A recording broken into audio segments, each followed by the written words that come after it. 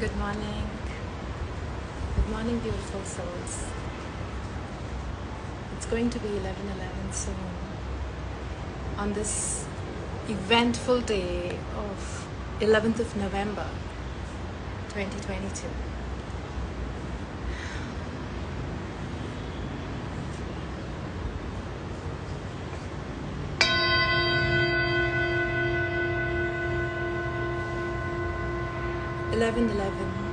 On the 11th of November. Just think of one intention that you want to experience in your reality. Just think of that one little thing which you think will bring you closer to the purpose of your life.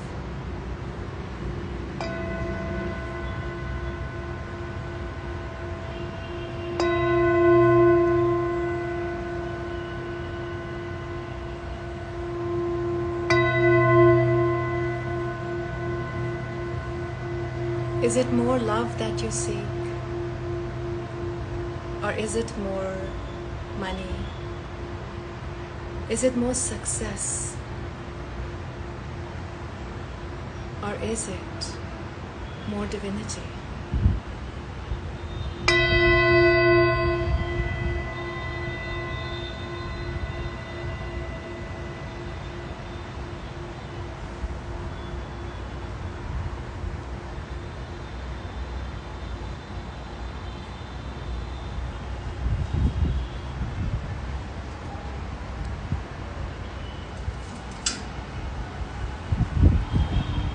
So how's your November going? I would love to know in the comments. What brings you to the live today? As I posted yesterday, that today we are going to be celebrating the fortunate portal, the 1111. On the 11th of November, year 2022. Aren't these all magical numbers? Isn't it all sounding very mystical? ये ऐसा लग भी इसीलिए रहा है because ऐसा है. आपको पता है आपके फ़ोन पे अचानक से 1111 का पॉपअप होना या आपको 1111 दिखाई देना क्या चीज़ इंडिकेट करता है? अगर आप इंटरनेट पे जाएं तो आप पढ़ेंगे बहुत से लोग इसको ट्विन फ्लेम्स के साथ एसोसिएट करते हैं. But in my personal experience it first means that your spiritual journey is starting. इसको समझने के लिए सबसे पहले ये समझना ज़रूरी है कि ट्विन फ्लेम्स हैं क्यों, और ट्विन फ्लेम्स का कॉन्सेप्ट हमने क्यों महसूस करके उसको इस तरीके से प्रेजेंट किया है हम सब ऑथर्स, सीकर्स, विजुअलाइजर्स ने. बिकॉज ट्विन फ्लेम आपकी आत्मा की पुकार है. आप ही की आत्मा का एक दूसरा हिस्सा ट्विन फ्लेम कहलाता है. सो जब आपको 1111 दिखाई देने लगे, आपकी स्पिरिचुअल जर्नी, आपका असेंशन प्रोसेस स्टार्ट हो जाता है. उसका मतलब ज़रूरी ये नहीं कि आपकी लाइफ में एक रोमांटिक रिलेशनशिप के रूप में ट्विन फ्लेम आएगा या आएगी, मगर उसका मतलब ये ज़रूर है कि आपकी आत्मा का आपके साथ कम्युनिकेशन बढ़ गया है. क्यों बढ़ गया है? क्योंकि अब आपका अच्छा टाइम आ गया है. अच्छे टाइम का मतलब ये नहीं कि जो आप चाहो वो आपको मिले. अच्छे टाइम का मतलब ये है कि जो आपके लिए चाहिए वो आपको मिलेगा. जो प्रभु आपकी सोल के एवोल्यूशन के लिए इस सारे डिज़ाइन प्लान में लेकर बैठे हैं वो आपको दिखने लगेगा. होता तो वो भी है 1111 की जर्नी स्टार्ट होने से पहले जो प्रभु चाहते हैं, मगर 1111 की जर्नी स्टार्ट होने के बाद वो दिखाई देने लगता है, और जब समझ आने लगता है हमारी सोल की ग्रोथ बहुत स्पीड से होने लगती है। मैं अक्सर कहा करती हूँ, जो दुख समझ आ जाए वो दुख दुख नहीं रहता, वो सुख बन जाता है।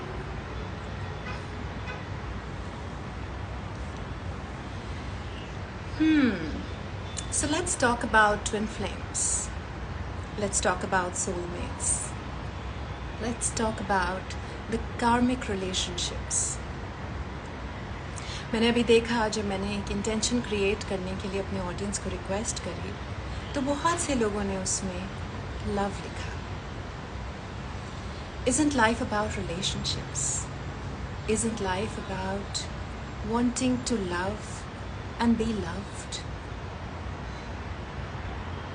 मुझे पर्सनली ऐसा लगता है, हम जो पैसा कमाते हैं, जो हम सक्सेस चाहते हैं, जो हम एम्बिशंस बनाते हैं, उनकी भी कोर मोटिवेशन लव है। Love for ourselves, love for life, love for people around us.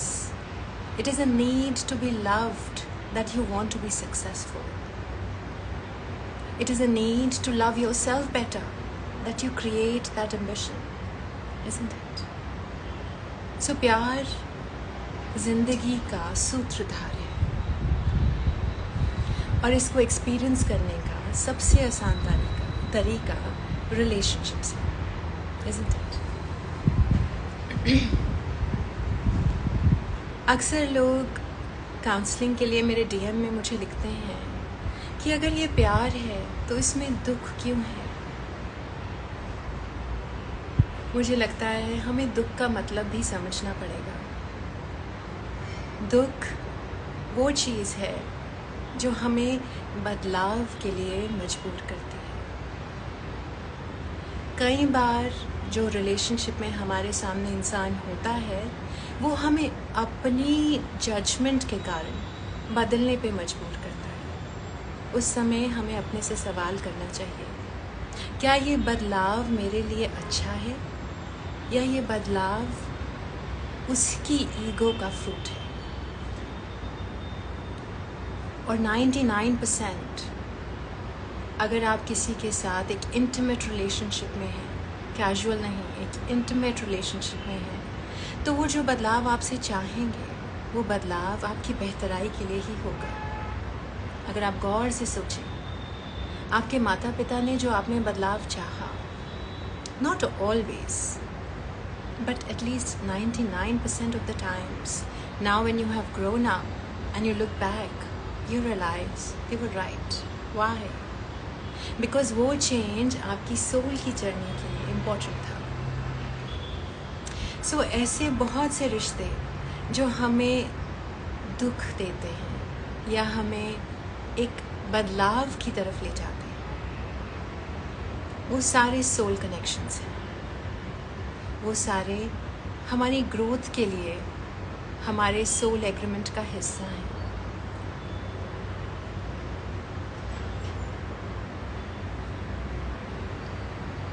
Out of these all soul connections, the most difficult ones, the most challenging ones, and the most uncontrollable ones are the karmic contracts, karmic relationships. बहुत से लोग जो अभी middle age में हैं, अगर मैं उनसे पूछती हूँ, आपने अपने करंट पार्टनर से, जिससे आप बहुत खुश नहीं हैं, उनसे शादी क्यों की थी?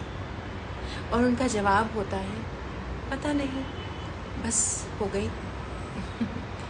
वो बस नहीं होती, वो एक कार्मिक कॉन्ट्रैक्ट होता है, और उसके होने का कारण आपका सोल एग्रीमेंट है, और उसकी मैनिफेस्टेशन इसी तरह बिना कारण के हो जाती है। प्यार ना होते हुए भी वो लव मैरिज कहलाने लगता है, क्योंकि उसमें बहुत सारे सोल के लेसन्स छुपे होते हैं। So if you are in a karmic relationship, first give it respect that you chose it for yourself. उसका भी शुक्रिया अदा करें, क्योंकि वो अगर आपके जीवन में उतरा एज अ रिलेशनशिप, तो आपकी सोल की एवोल्यूशन की जर्नी स्टार्ट हुई। Then there are soulmate relationships which are खट्टा मीठा, कभी प्यारे, कभी थोड़ा सा झगड़े वाले, मगर बहुत सारी दोस्ती के साथ, बहुत सारी हैंड होल्डिंग के साथ, बहुत सारे प्यार के साथ। Those are the soulmate relationships. You can find them in your friends, you can find them in your siblings, you can even find them in your romantic partners. आप उन्हें देखते हैं, आपको उन पे प्यार आता है, एक्सपेक्टेशन बनती है तो गुस्सा आता है, मगर वो रिलेशनशिप्स आपको प्यार की एक अंडरलाइंग थीम के साथ आपके लेसन सिखाते हैं। आपकी आत्मा को महसूस होता है कि इस झगड़े के पीछे भी प्यार है। ये सब सोलमेट रिलेशनशिप्स होते हैं। क्या वो हमेशा लाइफ में बने रहते हैं, ख़त्म नहीं होते? कार्मिक रिलेशनशिप्स अक्सर ख़त्म हो जाते हैं, मगर सोलमेट रिलेशनशिप्स क्या वो ख़त्म होते हैं? वो भी ख़त्म होते हैं, क्योंकि यहाँ पे जो भी रिलेशनशिप्स हैं उनका एक कारण है, विच इज़ ग्रोथ। सो जब उसने आपको ग्रोथ दे दी, जब उसने आपको वो तोहफ़ा दे दिया जिसके कारण उसने जन्म लिया था, वो या तो ख़त्म हो जाता है एक हसीन मोड़ के साथ, या फिर वो चलता रहता है। मगर कार्मिक रिलेशनशिप्स अक्सर एक नंब पॉइंट पे ख़त्म होते हैं। सोलमेट रिलेशनशिप्स एक नंब पॉइंट पे ख़त्म नहीं होते, एक मीठी सी याद बन के रह जाते हैं। Now let's talk about the twin flames, the 1111, the better half or the other half of your soul.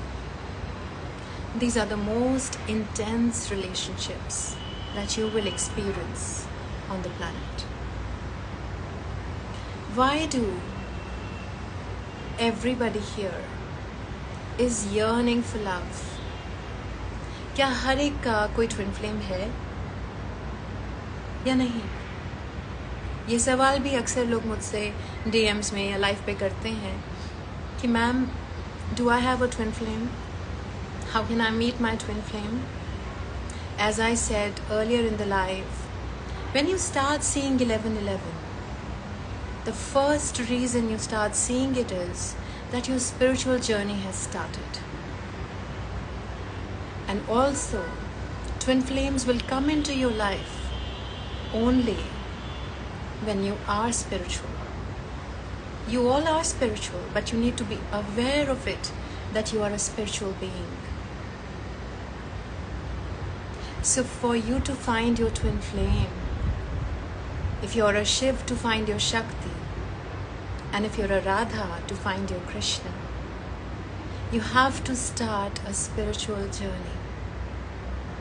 And today is a very good day to start your spiritual process, to start your spiritual path, so that you can meet your divine counterpart, your divine lover. क्या वो journey smooth होगी? क्या twin flame से मिलने के बाद हर जगह फूल ही फूल होंगे? ऐसा नहीं है। जिसको आप फूल समझते हैं वो खूबसूरती है, जिसको आप फूल समझते हैं वो माया का सुख है। मगर जो एक्चुअली में फ्लावर्स हैं, जो एक्चुअली में डिवाइन गिफ्ट्स हैं, वो पेनफुल भी हो सकते हैं, वो ट्रिगर्स भी हो सकते हैं। So try and understand spirituality. Try and understand the meaning of growth in life, to truly appreciate the reason for your relationships. अगर आपको किसी के प्रति खिंचाव महसूस होता है, उस खिंचाव को अपने सोल एग्रीमेंट का हिस्सा मानकर रिस्पेक्ट दीजिए। उसको कैजुअल ना बनाइए। अपनी आत्मा के लिए उसमें क्या लर्निंग है उसको समझने की कोशिश करिए।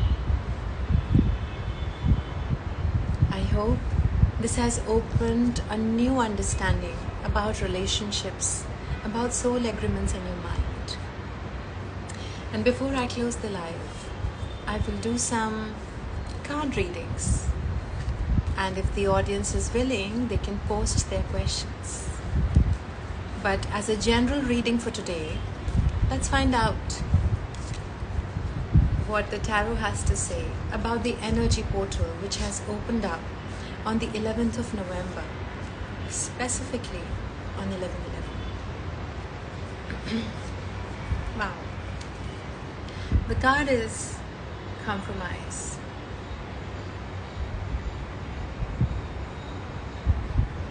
कॉम्प्रोमाइज़ इंग्लिश का एक बड़ा ही खूबसूरत शब्द है जिसको हम लोग मिसअंडरस्टैंड करते हैं। कॉम्प्रोमाइज़ का एक्चुअल मतलब है समझौता, सम piece. So if peace can be achieved, then why are we not willing to compromise? क्या हम सब यहाँ पीस की खोज में नहीं हैं? हमने जितनी भी इंटेंशंस बनाए, चाहे वो प्यार हो, सक्सेस हो, सेलिब्रेशन हो, अबंडेंस हो, प्रॉस्पेरिटी हो, क्यों चाहिए हमें ये सब?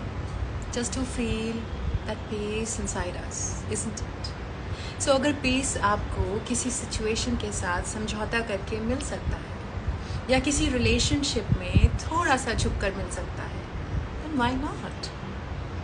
I think it's a very small price to pay for something so beautiful, so big, isn't it? So have a look at this card again and just look at these two people. ये दो twins हैं। अगर आप गौर से देखें तो ये दो ट्विंस हैं। So this card also has a message कि आप और आपका पार्टनर, आप और जिसके साथ आप रिलेशनशिप में कॉम्प्रोमाइज़ ढूंढ रहे हैं, वो दो अलग लोग नहीं हैं।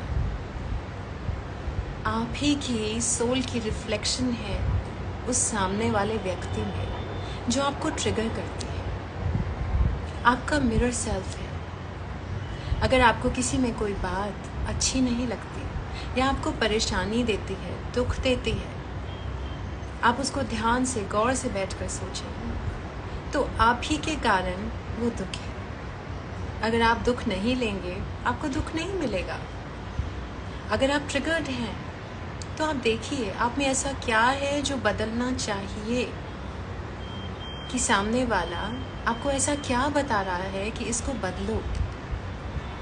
सो whenever you are in a conflict, try and see that to seek compromise, first recognize the other person as your mirror self. कोई आपको कहता है कि आप मोटे हैं और आप दुखी हो जाते हैं। आप दुखी क्यों होते हैं? क्योंकि आपने खुद को एक्सेप्ट नहीं किया। आप खुद पतला होना चाहते हैं, आप खुद वेट लूज करना चाहते हैं, इसलिए आपको किसी के रिमार्क से दुख होता है। वो अलग बात है कि उनको ऐसा कहना चाहिए, नहीं कहना चाहिए, मगर आपकी आत्मा को दुख इसलिए होता है क्योंकि आप खुद अपने आप को जज कर रहे हैं। So whenever somebody is saying something to you, just recognize that they are mirroring what you think about yourself. According to what you think about yourself, you will feel inside yourself.